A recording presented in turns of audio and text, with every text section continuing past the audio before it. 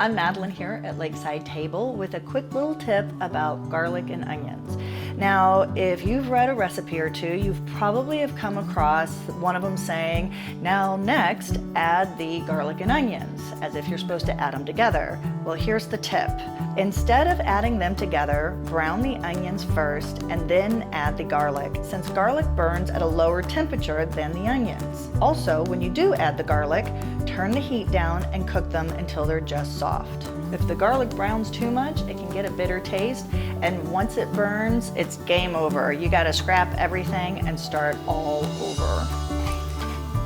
So that's the tip today here at Lakeside Table. Thanks so much for stopping by. Remember to head on over to lakesidetable.com for more tips and tricks, and I'll see you soon. Bye guys.